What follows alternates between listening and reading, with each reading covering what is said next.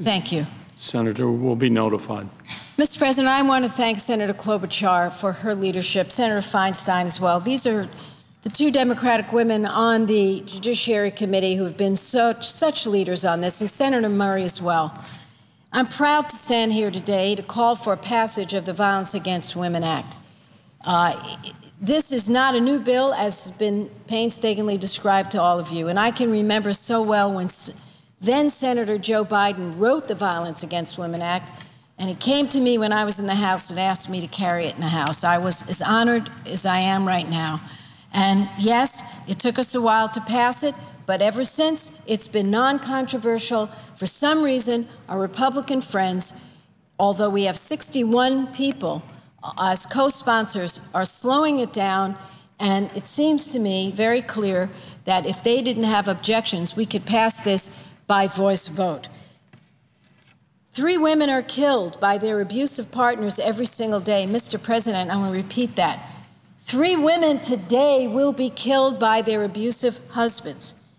And for every woman who is killed, there are 9 more who are beaten or injured every single day. In the name of those people, in the name of the 3 women who will be killed today, we should pass this unanimously. Unanimously.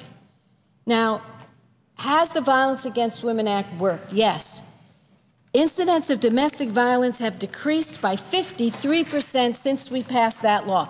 Why on earth, when 3 women are killed every day and 9 women are injured, sometimes to the point of almost losing their life, why on earth, when a bill has brought down domestic violence by 53%, would there be objection? There is no reason. No reason whatsoever. You go back to the votes on the bill in the past, overwhelming votes every time. 47 attorneys general signed a bipartisan letter supporting the reauthorization. Now, I have story after story from home, and I'm going to read a couple to you. A mother in Alameda County with 2 children had been in a long-term abusive relationship. She separated from her abuser only to be stalked and brutally assaulted by him. She called 911.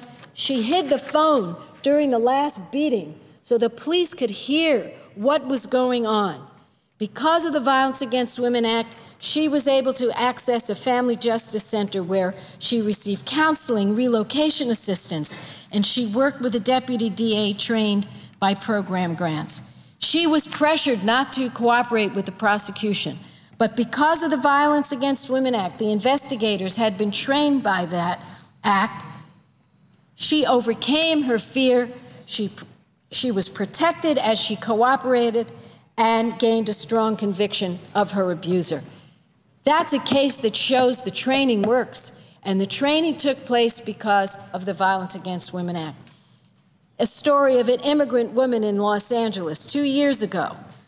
This happened, stabbed 19 times by her boyfriend while she was 3 months pregnant. During her ordeal, her boyfriend drove her from one part of town to the other, refusing to take her to an emergency room, even though she was bleeding profusely. She jumped out of the car. She screamed for help. The abuser fled. Thankfully, she received medical attention. The baby was not lost. She recovered. And because of the Violence Against Women Act, she cooperated with the prosecutors. She got a U visa, and she and her child could move on. And the last case deals with Indian tribes. And Mr. President, I know what a fierce advocate you are in every way for Indian tribes. So I talked to my people back home. According to a 2008 report by the Centers of Disease Control, 39% of Native American women will face domestic violence. 39%. Now, yesterday, Senators Klobuchar, Murray, and I stood next to a woman who's a vice chair of a tribe in Washington. She, for the first time, spoke out on the abuse she received as a toddler. And I don't think that Senator Klobuchar and I and Senator Murray will ever forget. She said, I know how old I was because I remember I was the size of a couch cushion. This woman spoke out, and she spoke out about how later on she saw a rape occur, a gang rape of her aunt. And because of the situation with Indian law, if the abuser is not from the tribe— Senator has consumed 5 minutes. I will complete in a minute.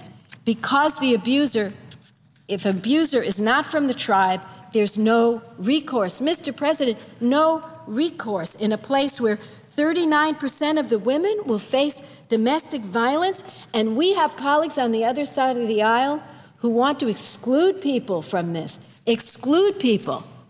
Now, I want to ask a rhetorical question. If you're walking down the street and you see 3 people bleeding on the street, you just have to know a little bit about being a good Samaritan. You don't go and ask them for their papers. You don't go and ask them who they are. You don't go and ask them where they live. You help them. You help them. And anyone on this floor who will attempt to take out various groups out of this bill, they are changing the Violence Against Women Act, which, Mr. President, has never excluded any group. So let's be clear. Let's pass the bill. Let's get it done. And I will say in closing, Tribal Chairman Stacy Dixon of Susanville Indian Rancheria said, "The improvements in this bill," she said, "will bring justice back to Indian country, will equip tribal governments with the needed authority and resources to protect our residents and restore faith in the justice system." Let's restore faith in the justice system, not just for those on tribal lands, but for those who live in any part of our lands. Thank you very much. I yield the floor. Mr.